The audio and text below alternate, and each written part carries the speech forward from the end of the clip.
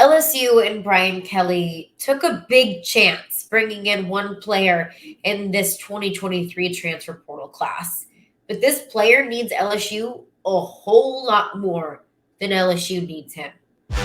You are Locked On LSU, your daily podcast on the LSU Tigers. Part of the Locked On Podcast Network, your team every day.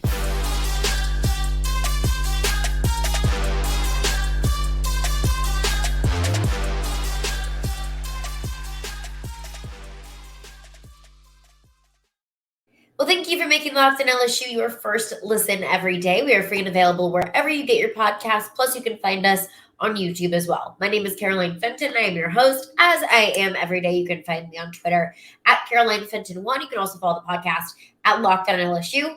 Appreciate you for being here. And always appreciate you for making Locked On LSU your first listen every day. Let me apologize in advance if you can hear the stopped upness in my nose. The springtime allergies are absolutely getting to me. So bear with me today. We're going to be okay. We're going to make it through. So Brian Kelly addressed one thing after spring practice on Tuesday. Remember, LSU hit the field for practice about 2 weeks ago to begin spring practice, took those 10 days, about a week and a half off, came back to spring practice Tuesday. They're back out on the field on Thursdays. We'll continue to keep you updated with all spring practice news. We'll keep you updated with all of Brian Kelly's quips after practice as well. But they hit the field on Tuesday, and after practice on Tuesday, Brian Kelly addressed something for the first time, at least the first time that I have heard it, the first time publicly. And that was Brian Kelly explaining why LSU brought Denver Harris into LSU. Now, you might be looking at Denver Harris and the type of player that he is, also considering that if he plays a position of need for LSU, plays corner. LSU had a completely decimated cornerback room. So one, the need, and two, just look at the kind of player that Denver Harris is. He was a consensus 5-star recruit coming out of high school in Houston, North Shore High School in Houston. And that's not really very common to see every single recruiting site out there, whether you use 24/7 Sports or Rivals or On3 or whatever it might be, whatever you like to use.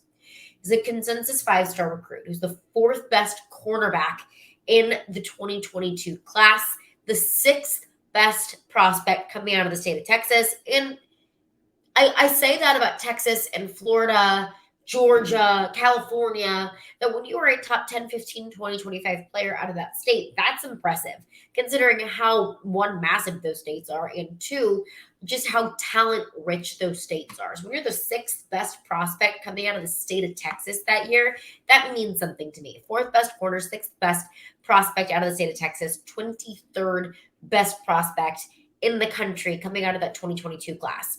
And then you just look at some of the evaluations of Denver Harris. And this was just in high school.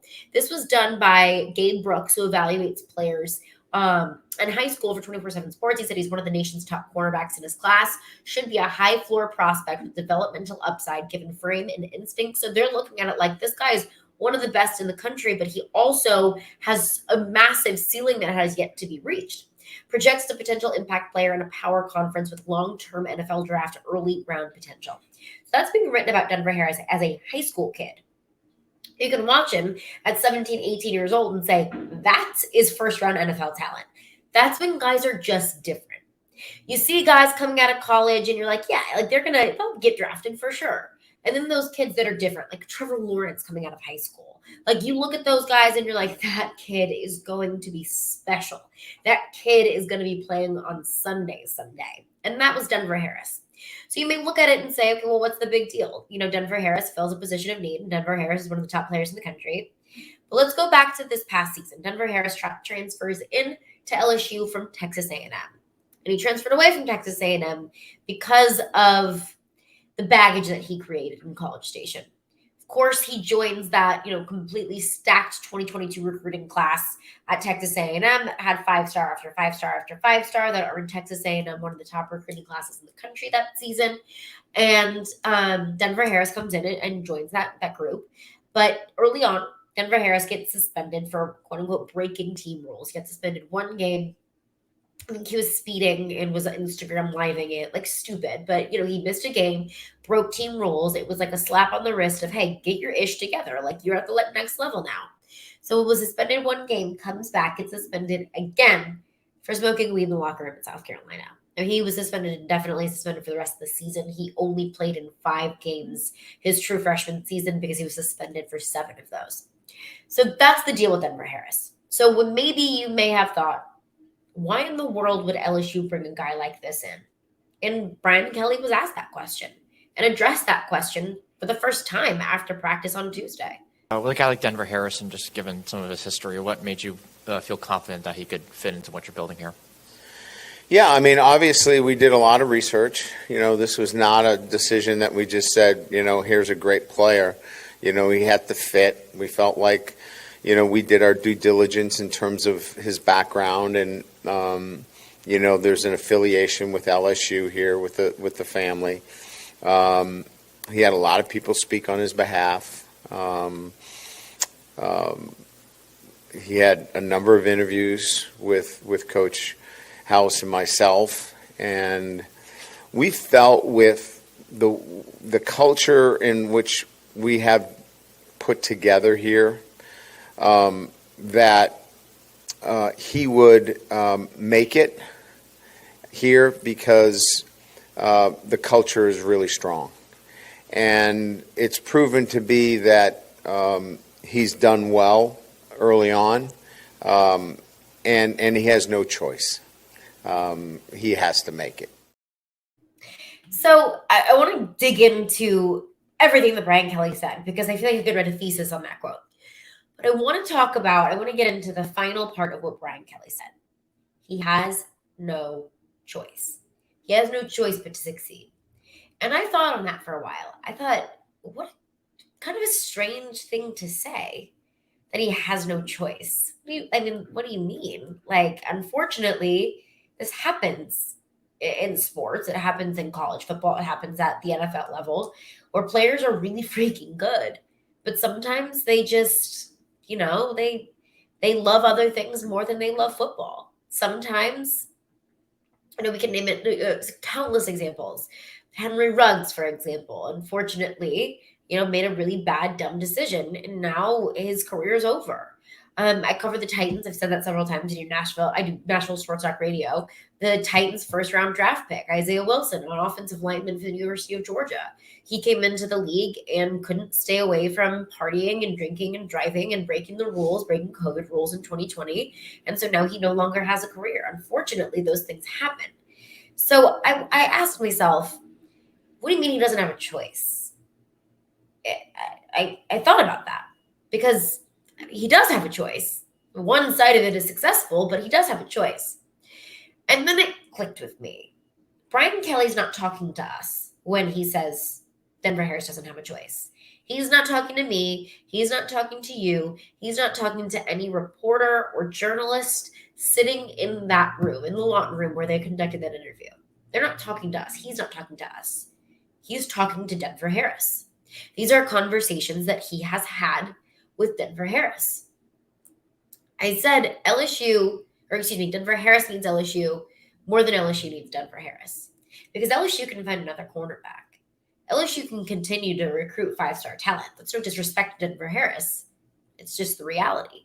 You can find other players to replace your players. Sometimes they don't always do it to the same level, but you can find replacements for your players. But Denver Harris needs LSU more than it needs Denver Harris, because this is Denver Harris's last opportunity at a legitimate Power 5 program. You're not gonna, mess up at LSU. And I mean mess up, meaning, continuing behavioral issues, smoking weed in the locker room, staying out past curfew, driving fast and Instagram living it. You don't do that again at LSU and then get another opportunity. Denver Harris's talent gave him the second opportunity at LSU. His talent won't get him a third one. So I think that when Brian Kelly says that he has no choice, there is no other option, he has no option but to succeed at LSU, he's telling Denver Harris that, because he knows that Denver Harris is going to hear that. And those are conversations that they've had behind closed doors. He doesn't have another choice but to succeed at LSU, because the other choice is not being as successful or not having any more opportunities. I don't know. Maybe there's a school out there. Maybe there's an Ohio State or an Oregon that even if Denver Harris, gets released from the team at LSU, and I'm not saying that he's going to. I'm not saying that there are going to be these issues that continue. And I want to get into that coming up next. But I am saying I don't know if there's a coach out there that would be willing to take a flyer on a player that may or may not have issues at 2 different Power 5 stops. But it's probably a little bit difficult to do that. So Brian Kelly's not talking to us. He's telling Denver Harris via the media, you got no other option, bud. You got to succeed here. And we're going to give you everything you can to succeed here. But I have faith in Denver Harris. I have faith in this marriage between Denver Harris and LSU. I believe in this second chance. And I'll explain why coming up next. But before we do that, I want to tell you about the FanDuel Sportsbook app. So the tournament is heating up. It is getting so good. The first round of Sweet 16 games start on Thursday night. So there is no better place to get in the action than FanDuel, America's #1 sportsbook. Because right now, FanDuel is giving new customers a no-sweat first bet up to $1,000. That is $1,000 back in bonus bets if your first bet doesn't win. Just go to FanDuel.com/lockedon and sign up today to claim your no sweat first bet. Then you can wager on everything. They've got the money line, they've got point spreads, to which team will be cutting down the net. We're getting down to the nitty gritty. It's all on an app that's safe, secure, and so super easy to use. So don't miss your shot at a no sweat first bet up to $1,000 when you join FanDuel today. Just go to FanDuel.com/lockedon to sign up. Make every moment more with FanDuel. Well, thanks again for making Locked On LSU your first listen every day. We are free and available wherever you get your podcasts. Also, check us out on YouTube at Locked On LSU. Hit that subscribe button and you won't miss a single second of your Locked On LSU content. So, Brian Kelly explains why they felt confident bringing Denver Harris into LSU.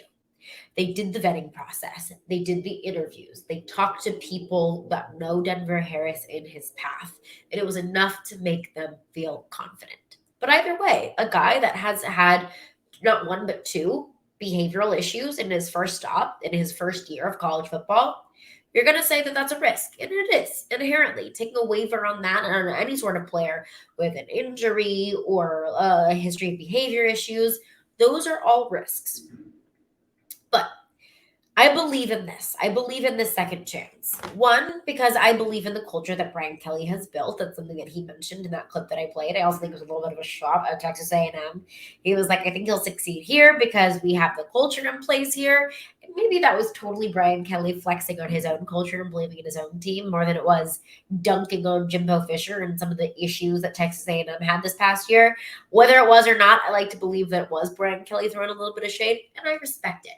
But that's one reason why, is I believe in the culture that Brian Kelly has built here. It's something that I broke down a little bit on yesterday's podcast, which you can find on your preferred podcast platform or on YouTube, about how you can talk all day long about culture, but you have to see culture come to fruition. You have to see your culture on the field. You have to start to see that culture helping your program make leaps and bounds forward. And I think that we have seen that with LSU. And it has to show up on the field. We'll see that come September. That's the most important thing. You got to show us on the football field. You got to show us when it matters. But I think we can all agree what we have seen so far. The culture looks strong. So that's one reason, is the culture and the style of coaching that Brian Kelly brings, that he doesn't put up with a whole lot of buffoonery.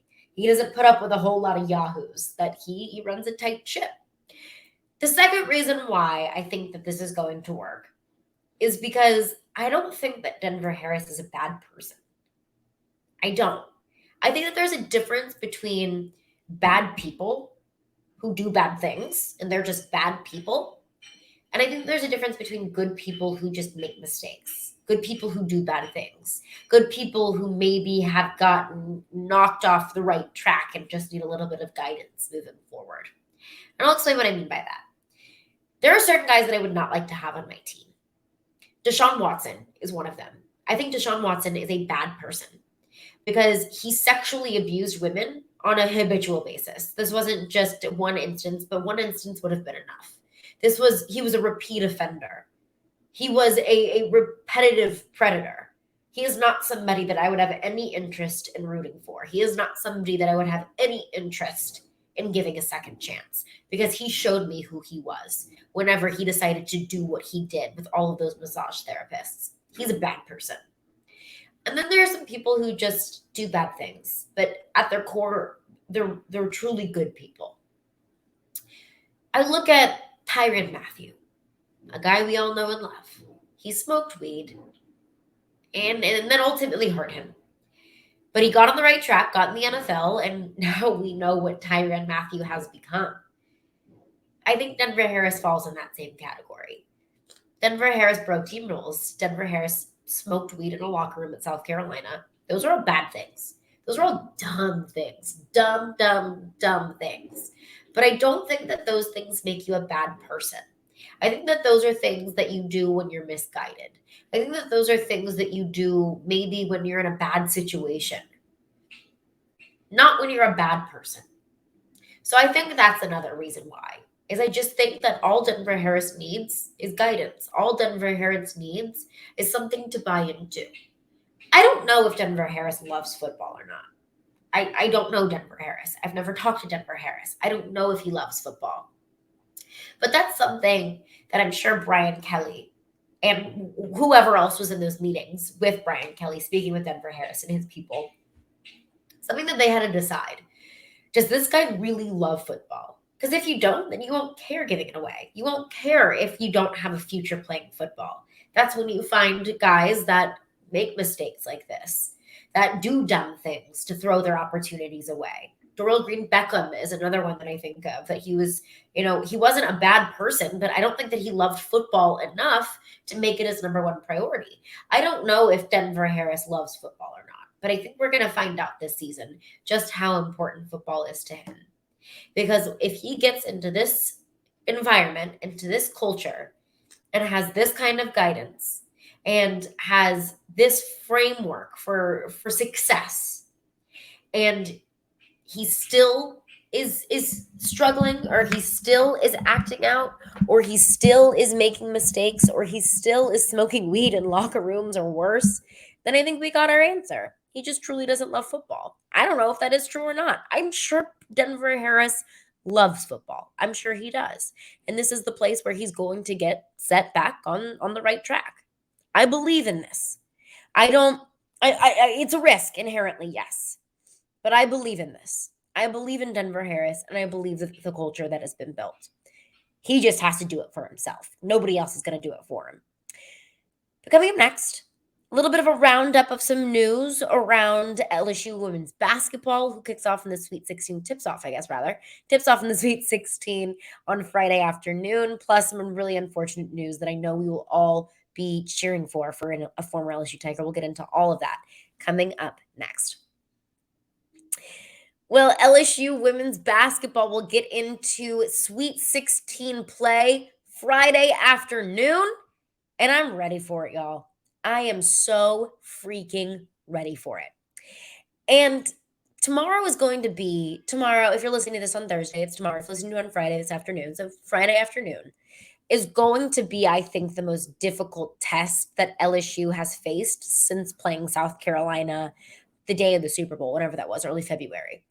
This is going to be one of the toughest teams that LSU has faced. This Utah team, they play tough. They play hard. They get to the rim. They have tall, big-bodied players on that team. This is not going to be an easy game for LSU, and nor is any game going to be easy in the Sweet 16. You got a 2-3 matchup. Utah comes in as a 2 seed. Utah won the regular season Pac-12 championship, and they had an early exit in the conference tournament. We all know very much all about that, about being a good team that just gets bounced a little bit too early in the conference tournament. But Utah did win the Pac-12 regular season championship. But a couple of things to watch against Utah. First and foremost, Alyssa Peely. She is one of their top players, top scorers at Utah. She was the Pac-12 Freshman of the Year. She started her college basketball career at USC. She transferred to Utah a couple years ago, and she has been Utah's leading scorer this season. So she's going to be one person to watch in this Utah-LSU matchup, and it's going to be a tough one for LSU. But this team is one of the best teams in the country. This team is one of the best coach teams in the country. I mean LSU, but honestly, I could also apply that to Utah as well. Because Utah has one of the best coaches in the country, and Lynn Roberts, she is one of the candidates for one of the women's basketball coaches of the year. So it's not going to be easy. This is a tough team, and that's one thing that I'm going to be watching for is, can you out physical a team that's incredibly physical? Can you out physical a team that has had a ton of success offensively, but isn't as strong as LSU is defensively? Can LSU bully them up and create enough stops and create enough offense in order to beat Utah? I mean, whoever wins this game, I think, is going far. I really, truly do. So we'll be watching for that. Friday, 4 o'clock Central Time is the tip for LSU women's basketball, who's tipping off the Sweet 16. A little bit more somber news. Foster Moreau, former LSU tight end, he entered the NFL draft in 2018. He just announced on Twitter that he was diagnosed with Hodgkin's lymphoma, a form of cancer. And he was doing a kind of a routine checkup with the New Orleans Saints, and they found the Hodgkin's lymphoma. So he's stepping away from football, getting healthy, taking care of himself, and doing what he needs to do in order to be 100% healthy and live a very happy and healthy life. I wish absolutely nothing but the best for Foster Moreau. This is gut-wrenching and heartbreaking news. And I can only imagine how his family might feel, how he must feel, just the fear and confusion and anger that they probably must feel with this diagnosis. But if there's one thing that I know, and you know too, about Foster Moreau, it's that guy's tough. That guy is so freaking tough. Brody Miller, who covers LSU for The Athletic, he put on Twitter the story that I totally forgot about, honestly, about the time when a weight plate knocked Foster Moreau in the face and knocked all of his teeth out, yet he still played that weekend against Georgia and beat an undefeated Georgia team. I believe Georgia was number 2 or 3 at the time. I think it was number 3 at the time. Undefeated. Either way, Georgia was undefeated at the time. LSU were massive underdogs. Foster Moreau comes in with all of his teeth missing to contribute and help that team to one of the biggest wins that season, probably the biggest win that season. So it's just a testament to his toughness. Foster Moreau is one of those guys, when you think of number 18, he absolutely comes to mind. Foster Moreau is not going to go down in LSU football history as one of the best players of all time. But what he will be known for is how much he loved LSU and how tough he was. And even though he wasn't a first or second round draft pick, even though he wasn't one of those guys that would show up on College game day every year, or was, one of the top contributors every single week, it was a solid player for LSU. But, he wasn't a household name across the country. But what he did do was always support this team. What he did do was always show up. Availability is your best ability. And Foster Moreau was always available. Toughness is, I think, part of the core of LSU Tigers football. And Foster Moreau personified that. He felt like LSU Tiger football personified. So I know we will all be cheering him on. We will all be fighting with Foster Moreau. I hate that for him. I hate that for his family, but absolutely we'll be rooting on for a full recovery and for Foster Moreau to get back to health very, very quickly. But that's going to do it for me today. Thank you for making Locked On LSU your first listen today. For your second listen, check out our brand new podcast, Locked On College Basketball. Experts Isaac Shaden and Andy Patton bring you everything that you need to know on and off the court. Plus, you can hear from big-name experts, coaches, and players throughout the college basketball landscape. Locked On College Basketball, available on YouTube and wherever you get your podcasts.